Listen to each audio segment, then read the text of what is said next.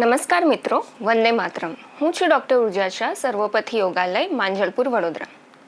આજે આપણે વાત કરીશું ખૂબ જ સામાન્ય લાગતો પરંતુ ખૂબ જ ત્રાસદાયક રોગ એટલે કે શીડસ, જેને આપણે સાદી ભાષામાં શીડવા કહીએ છીએ.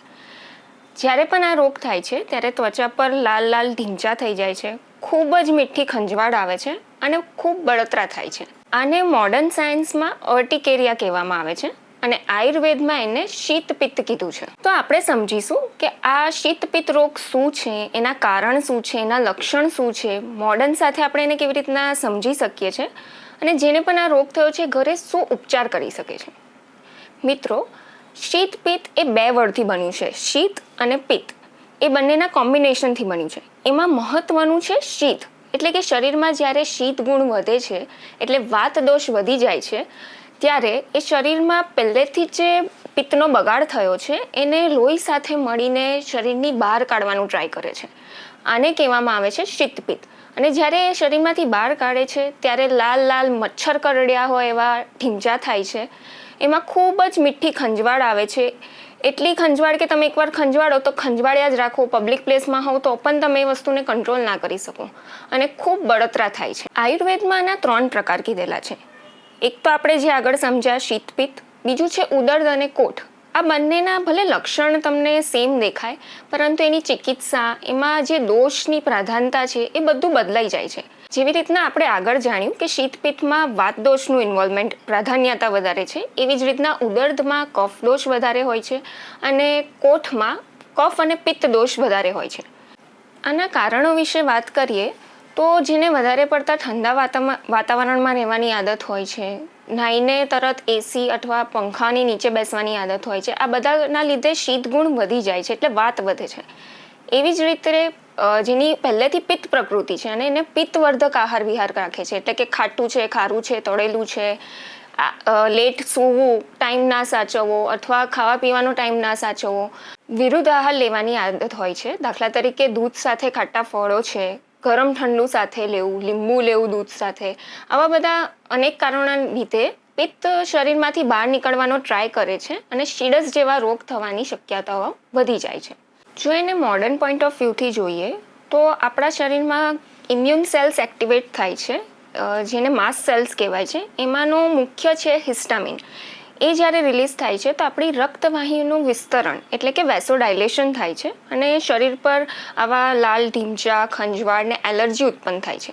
જ્યારે પણ આપણું શરીર ઠંડાના સંપર્કમાં આવે છે તો રક્તવાહિનીઓનું સંકોચન થાય છે એટલે કે વેસો કન્સ્ટ્રિક્શન થાય છે અને ગરમના સંપર્કમાં આવે છે ત્યારે રક્તવાહિનીનું વિસ્તરણ થાય છે એટલે કે વેસોડાયલેશન થાય છે. આ પ્રક્રિયા જો વારંવાર થાય તો શીડસ જેવી બીમારીનો ઉદ્ભવ થાય છે. મોડર્નમાં એના મુખ્ય 2 પ્રકાર હોય છે, એક્યુટ અર્ટિકેરિયા અને ક્રોનિક અર્ટિકેરિયા. એક્યુટ એટલે કે જે 6 અઠવાડિયાની અંદર, 1-1.5 મહિનાની અંદર જ થયું છે.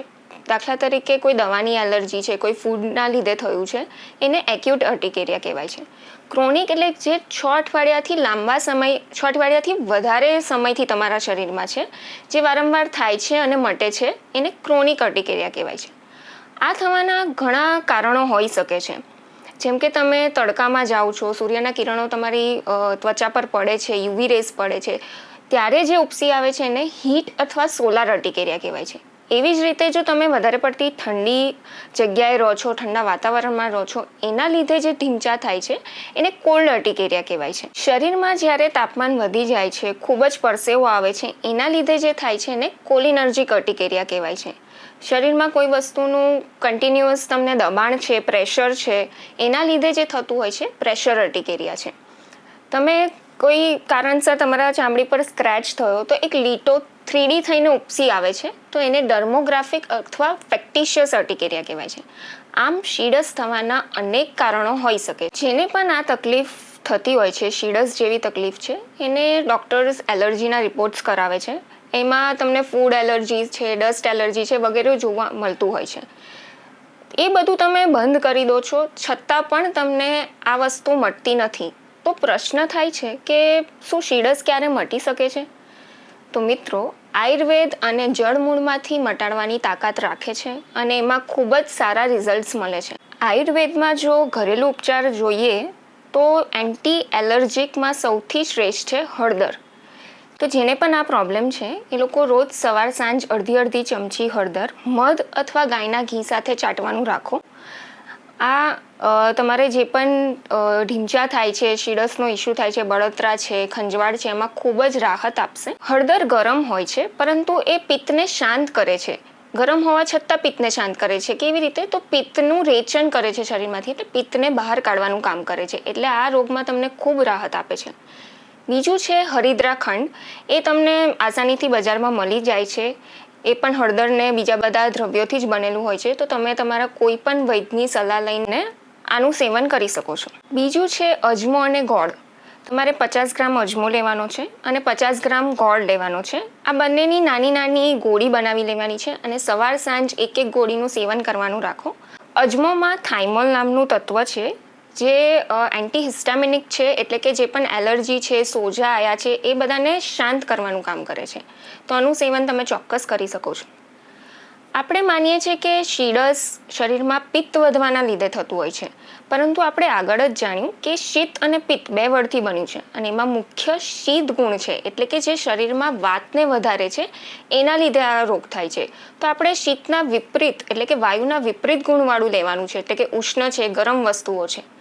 તો બીજો તમે પ્રયોગ કરવાનો છે મરીના પાવડરનો. તમારે રોજ સવારે ખાલી પેટે પા અથવા અડધી ચમચી મરીનો પાવડર 1 ચમચી ગાયના ઘી સાથે સેવન કરવાનું છે. અને જ્યારે તમને સરખી એવી ભૂખ લાગે પછી તમારો નાસ્તો ને એ બધું કરવાનું રાખો. મરી ખૂબ જ ગરમ છે, એ ઉષ્ણ તીક્ષ્ણ છે, એટલે વાતનું ખૂબ સારું શમન કરે છે. પરંતુ શરીરમાં પિત્ત ના વધે એટલે એને ગાયના ઘી સાથે લેવાનું ખૂબ જરૂરી છે.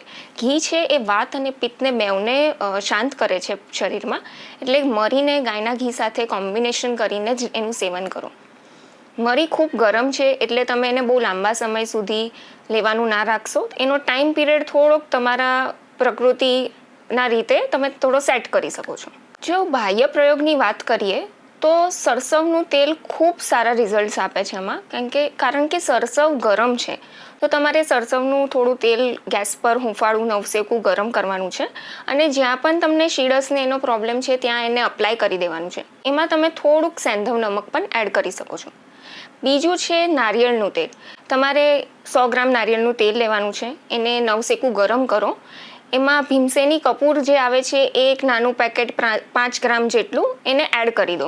જ્યારે પણ ઠંડુ થાય છે તો એને કાચની બોટલમાં એને ભરી દેવાનું છે અને જ્યારે શીડસ ઉભરાય ત્યારે લગાવી દો તો તમને તરત જ ખંજવાળમાં, બળતરામાં અને શીડસમાં ખૂબ સારી રાહત મળશે. આ હતા બધા ઘરના તમે ઘરે જે ઉપચાર કરી શકો છો એના ઉપરાંત તમારે શું કાળજી લેવાની છે? તો ઠંડા વાતાવરણમાં વધારે રહેવું નહીં. પંખા અથવા એસી નીચે ડાયરેક્ટ બેસવાનું નથી. ખાસ કરીને જ્યારે નાહીને આવો ત્યારે નથી બેસવાનું, જેનાથી શરીરમાં પિત્ત વધે. એટલે કે ખાટો છે, ખારો છે, તીખું તળેલું છે, લેટ સૂવું, પછી જમવાનો ટાઈમ ન સાચવવો, આ બધી આદતો તમારા રૂટીનમાં થોડી સુધારવાની જરૂર છે.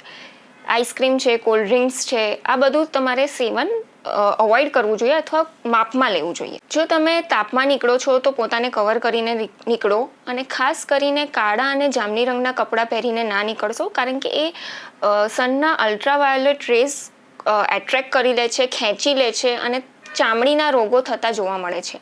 એટલે તમે જ્યારે બી તાપમાં નીકળો તો સફેદ છે અથવા કોઈ લાઇટ કલરના કપડાં છે અથવા સુતરાઉ કપડાં છે એ પહેરવાનું વધારે પ્રેફર કરો. ઘરના ઉપચારો સાથે આયુર્વેદ ઔષધિઓ પણ આ રોગમાં ખૂબ સારા રિઝલ્ટ્સ આપે છે. તો તમે યોગાલયનો સંપર્ક કરી શકો છો અને યોગાલયના વૈદ્યોની સલાહ લઈને આ ઔષધિઓનું સેવન કરી શકો છો.